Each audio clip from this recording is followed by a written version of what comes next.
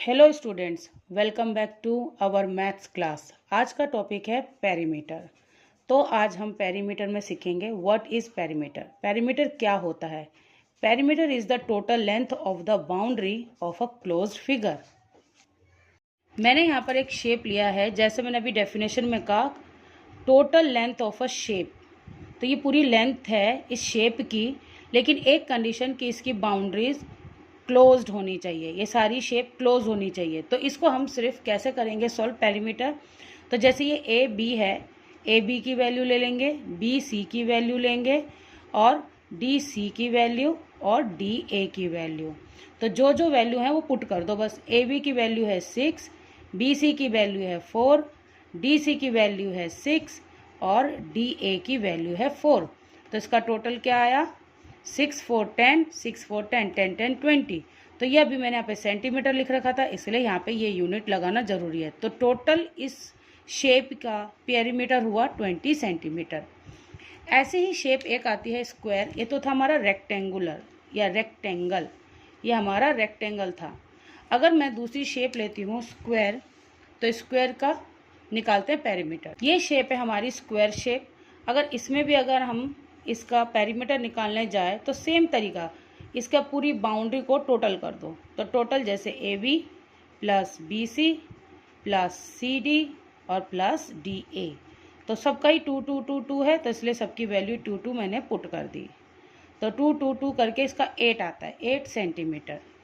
तो ये हो गया हमारा इस स्क्वायर का पेरीमीटर। इसके लिए हम एक फॉर्मूला भी यूज़ कर सकते हैं। तो स्क्वायर के लिए अगर हम पेरीमीटर ऑफ स्क्वायर निकालना चाहें, पेरीमीटर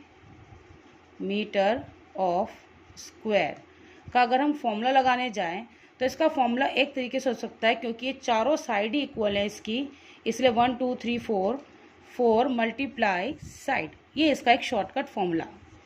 हम इससे भी निकाल सकते हैं और ऐसे प्लस करके भी निकाल सकते हैं, 4 इंटू साइड। ये हमारा पेरीमीटर ऑफ स्क्वायर।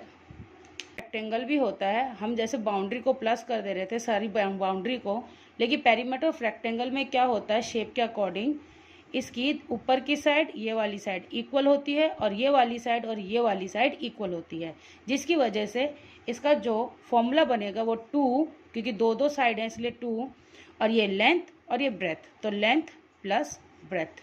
हम इस फॉर्मूले का भी यूज़ कर पेरीमीटर ऑफ रेक्टेंगल निकाल सकते हैं।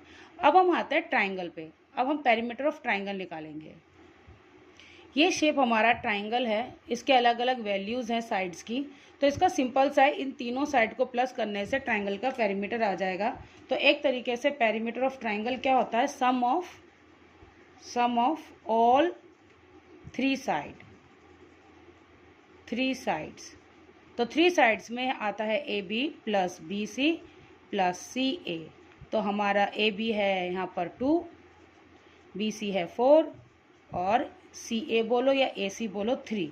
तो हमारी वैल्यू क्या हो गई, 4 5 6 6 3 9, मतलब 9 सेंटीमीटर। ये हो गया पेरीमीटर ऑफ ट्राइंगल।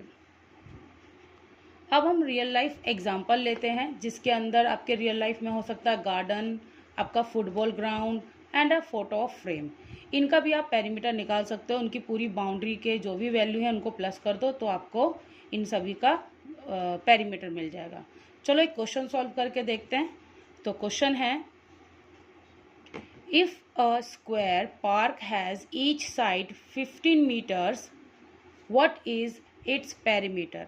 तो यहाँ पर हमें दे रखा है एक स्क्वायर, हमें एक स्क्वायर दे रखा है जो स्क्वायर शेप का पार्क है, उसमें उसकी सारी साइड 15 मीटर है। 15 मीटर, सारी साइड 15 मीटर दे रखी है। तो सिंपल इसने कहा है find out the perimeter of square. तो हमारा फॉर्मूला क्या होता है, 4 इंटू साइड। तो 4 इंटू साइड के हिसाब से 4 इंटू 15 साइड, क्योंकि इसकी सब 15 है, तो 15 और 4 को मल्टीप्लाई करते हैं तो 60 मीटर। ये हो गया पेरीमीटर।